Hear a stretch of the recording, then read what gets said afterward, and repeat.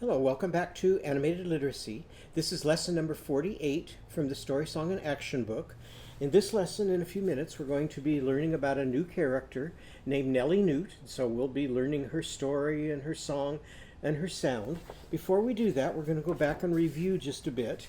In our last lesson, we had learned about the thick thorny thing and his sound for being thirsty, where you take hold of your dry throat, stick out your tongue and go.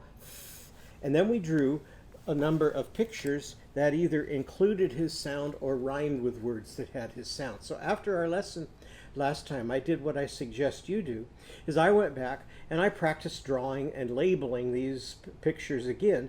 And so this is the page that I created after our last lesson. And so you see here, we drew a picture of a sloth, and I decided to make my sloth orange. So I put the noun that names the sloth inside the circle, because nouns get a circle around them. And then I drew an arrow from the word that describes the noun to the circle. So he is an orange sloth. And then here we had Tom Thumb, and I gave him a green thumb, because a lot of people say if you have a green thumb, that means that you're really good at growing things.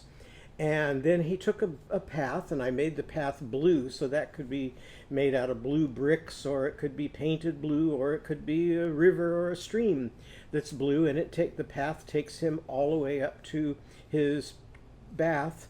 And so he has a bathtub here, and it's pink. And then I decided we had been using just color words up to this point to describe, because your color words, you can go to the color word chart, or you can look on your crayons, and so you don't have to really be able to read those words to start using color words. But now I wanted to start using some adjectives that point to the nouns that are not colors. So he's in his bath here, and he's taking a bubble bath. So the word bubble is pointing to the bath. Then when he finished his bath, he needed something to dry off with, and because he's little, all he needed was a tiny cloth. And so I labeled this a yellow cloth, but then I decided, well, I'd also like to call it a washcloth. So wash is also describing. So every time you draw, you can name the picture, put that into a circle. And we looked at a book where Brian Cleary tells us about the word noun. And so this was his book, A Mink, a Fink, a Skating Rink. And so I like to read that over and over again, because it's got so many great nouns. And just like we're doing, Brian Cleary rhymes with those nouns. So the beginning of this book was, Hill is a noun, mill is a noun, even Uncle Phil is a noun. And if we read that enough times, we can remember the word noun, and we can call those words that we put inside our circles nouns. Well, he had so many rhyming words that he decided they won't all fit in one book, so let's do another book about nouns. And so Brian Cleary wrote this book, and he called it A Lime, a Mime, a Pool of Slime. And it starts out reading like this. A jet is a noun, and so is Peru. A net is a noun, like a chimp or the zoo. And so here's a picture of the net and the zoo and Peru.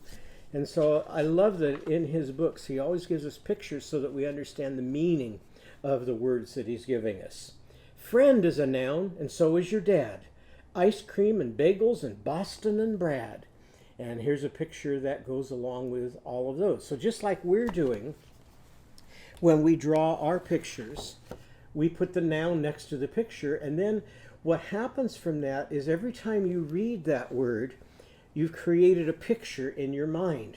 And this is really important for later years, because in the early years, a lot of the books that we read have pictures already in them.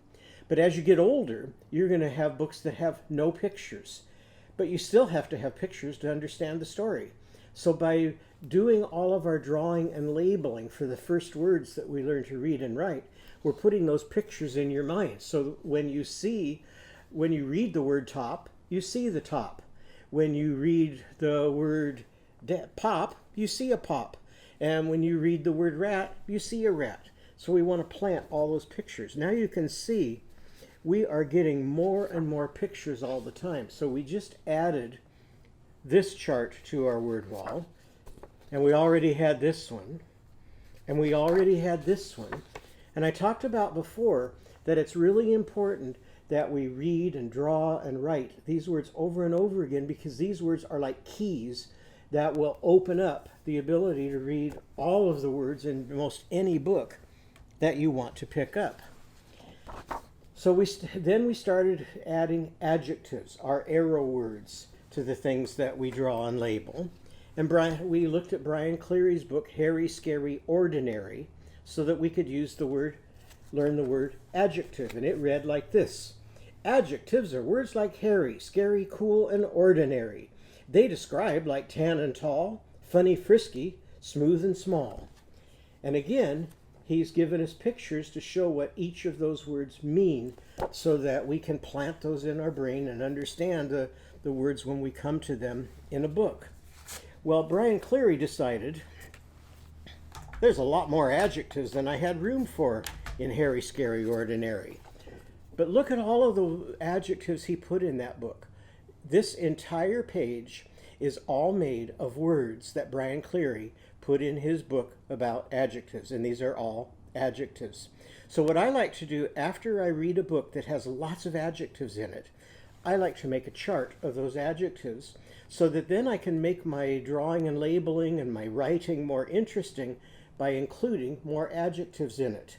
So when I drew a picture of a sloth, if I had read the book Hairy, Scary, Ordinary, and I've made this chart, all I have to do is say, well, I think I'd like something more interesting than just using a color word to describe my sloth. So let's see if I can find a word in this book.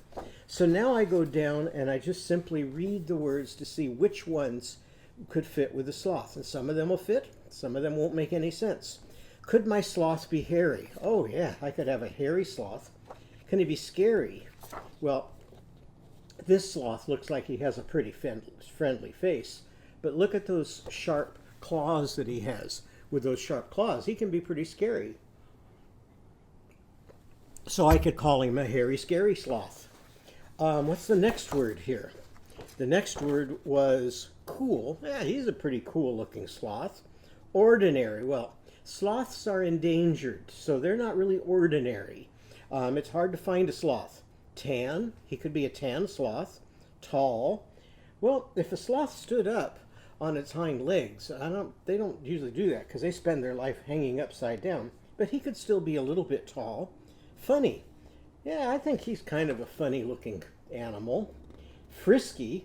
Well, I don't think I'd choose frisky because frisky means being kind of fast, and what are sloths?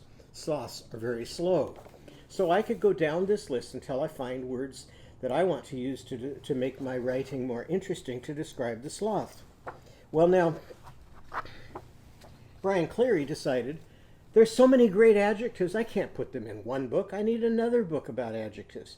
So he wrote this book called Quirky, Jerky, Extra Perky. And it starts out reading like this. Adjectives are words like yellow, sleepy, slumping, somewhat mellow.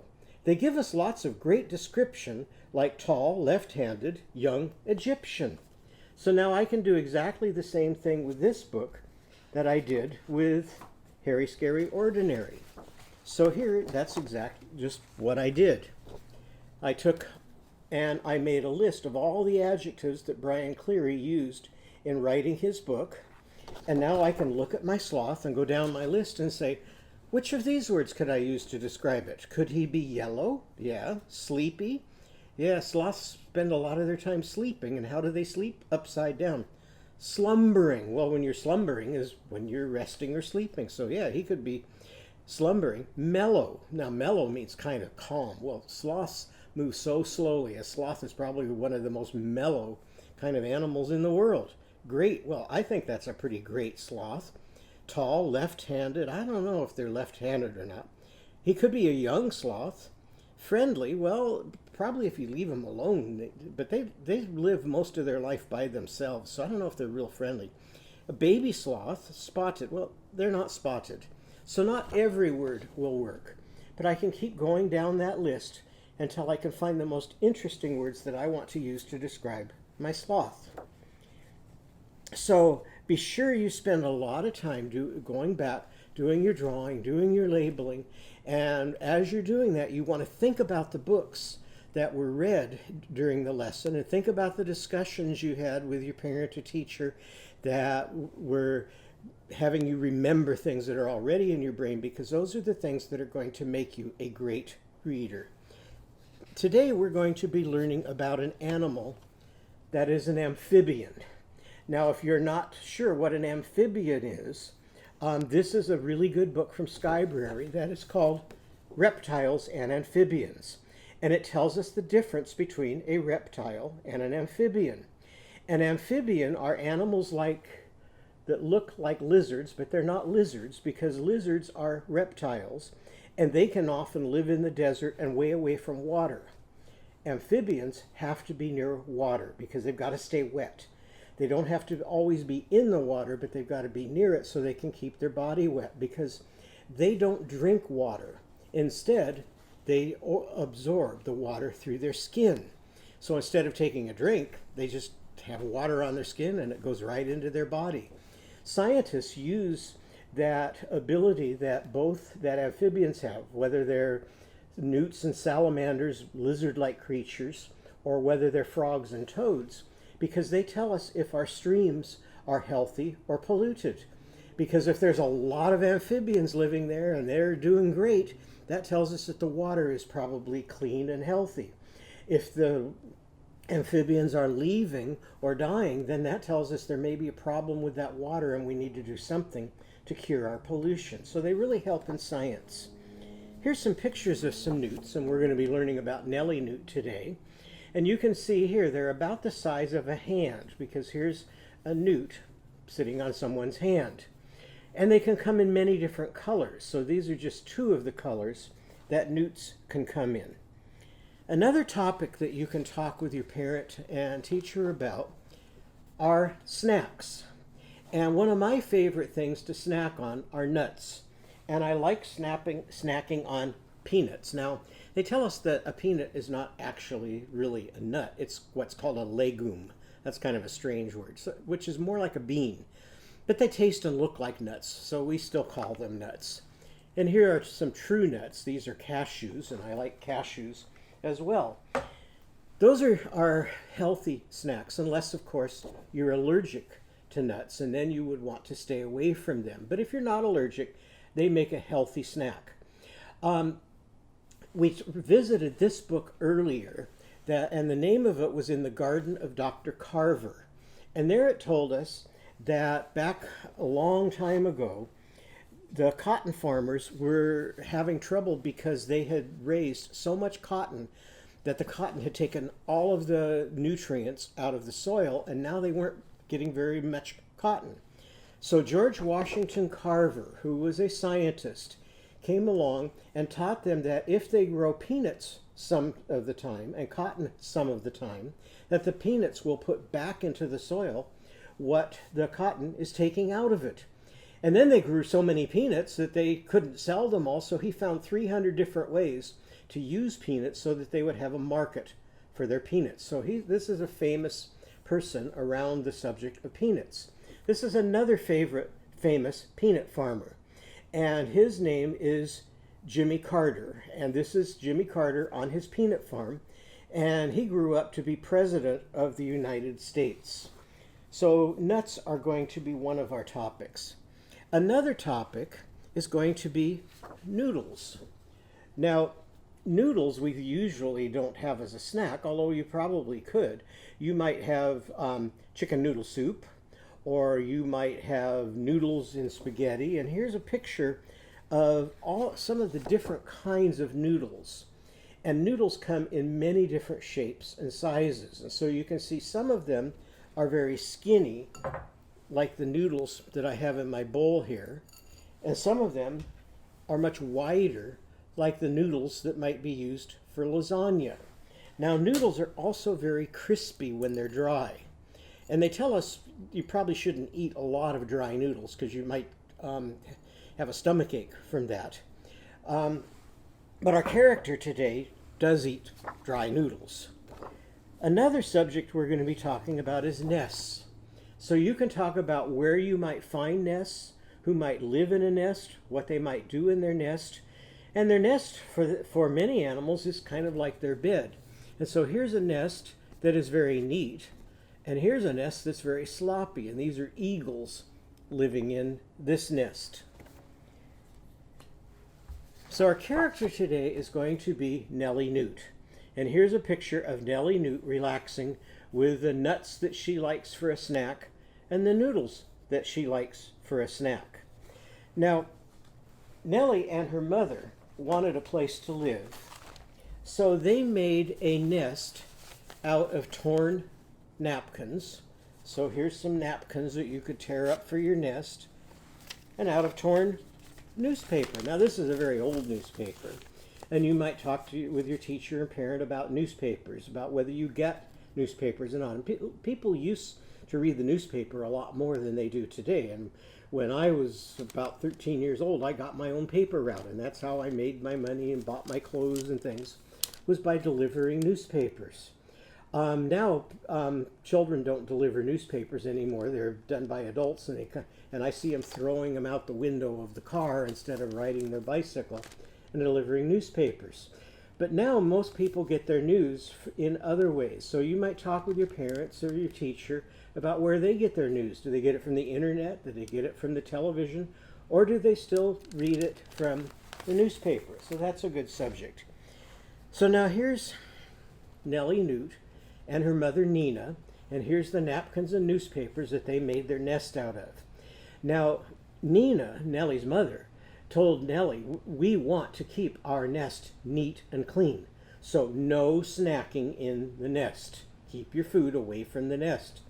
But Nellie Newt has to take a nap each day at noon, and she goes to bed at 9 o'clock at night, but sometimes she's not sleepy. So in spite of what her mother says, she likes to snack in her nest. And so here's Nellie Newt in her nest with her nuts and with her noodles, and she's enjoying her snack. But because nuts and noodles are kind of crunchy, her mother hears what? She hears the snap of the nuts and noodles, and she comes in and she scolds Nellie. She says, Nellie, how many times have I told you, no snacking, no nibbling in your nest? Well, Nellie doesn't like it when her mother is angry, so she has found a way to stop her mother from being mad and get her mother to laugh.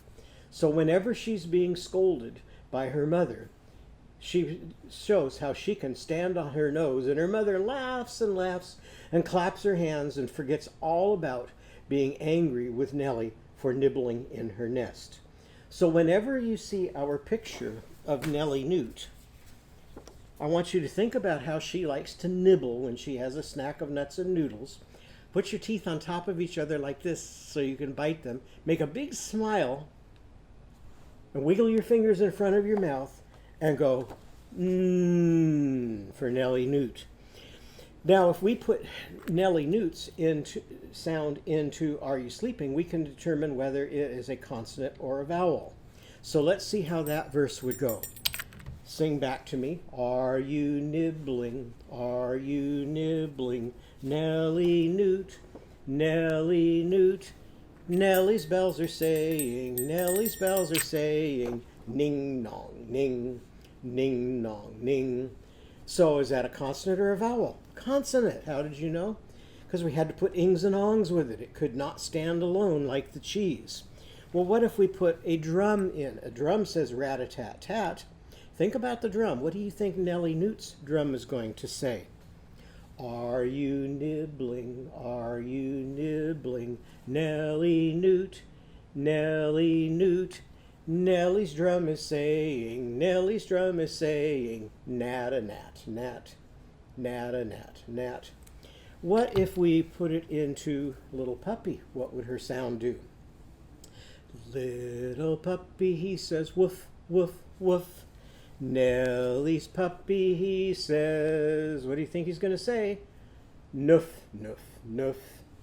What if we used a rabbit or a frog instead? Little froggy, he says, ribbit, ribbit, ribbit. What's Nellie's frog going to say? Nellie's froggy, he says, nibbit, nibbit, nibbit. Okay, well, just like our other characters, Nellie Newt has a song, so we're going to learn Nellie Newt's song now. So warm your muscles up and sing this back to me. Ready? First, we need to make Nellie Newt's letter N. So let's look at Nellie Newt's letter once more. And you can make, with your hands or your arms, either a capital letter N or a small letter N. When I make a capital, I just put my fingers like this, and you can see that's part of the N. And then I take another finger and put it next to it, and there I've got a capital N. Or for a lowercase n, I could just do this. Or you can do it any way that you would like. So sing this back to me.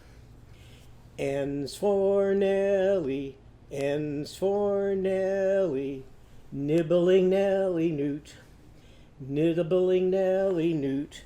Now, the hands on a clock tell us what time it is. This clock tells us what time Nellie Newt goes to bed at night, because the little hand is pointing at the 9 and the big hand is pointing at the 12, so that means it's 9 o'clock. When it's noon, the big hand is going to point to the 12 like this, so it'll be straight up and down, and the little hand will also be straight up and down. So you can show me noon like this. Nellie nibbles nuts at noon. Nellie nibbles nuts at noon. Now show me how you can stretch a noodle out. And then show me night by covering your eyes and making it dark. And noodles in the night. And noodles in the night. Make your N again. N's for Nellie. Show me she's naughty. So here's her mom scolding her. Naughty Nellie Newt. Naughty Nellie Newt. Nellie nibbles when she naps. Nellie nibbles when she naps. And here's her nest. And in her nest at night. And in her nest at night. Let's do that once more. Ready? N's for Nellie. N's for Nellie. Nibbling Nellie Newt. Nibbling Nellie Newt. Nellie nibbles nuts at noon. Nellie nibbles nuts at noon. And noodles in the night. And noodles in the night. N's for Nellie. N's for Nellie. Naughty Nellie Newt. Naughty Nellie Newt. Nellie nibbles when she naps. Nellie nibbles when she naps. And in her nest at night. And in her nest at night. Well, let's try that with her song now. And here's the recording of it. So I'll point to the words and you sing and do the gestures. Ready? N's for Nellie, nibbling Nellie Newt. Nellie nibbles nuts at noon and noodles in the night. N's for Nellie, naughty Nellie Newt. Nellie nibbles when she naps and in her nest at night. What's our sound for Nellie Newt?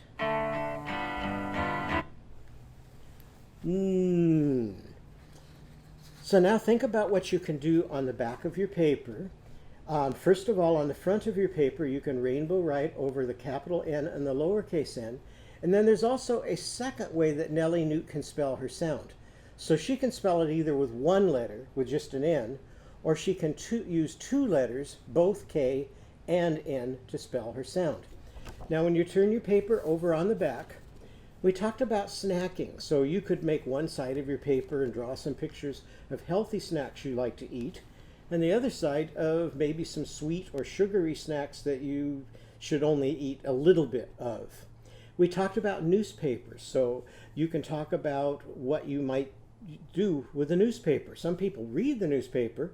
Some people take and soak it in glue or paste or starch and use it to make paper mache masks and animals and all kinds of sculptures out of it. You can talk about where Nellie Newt lives by the water, and she gets her water through her skin. How do you get your water? And it's important that we drink a lot of water. So you can talk about how we need to keep our water clean. And then you can write your sentence or your story about your picture, or if you need to, you can wait for your teacher or your parent to come and help you write it. So I hope you enjoyed the story of Nellie Newt. In our next lesson, we're going to be drawing and doing some rhyming with Nellie Newt. So I hope to see you in our next lesson.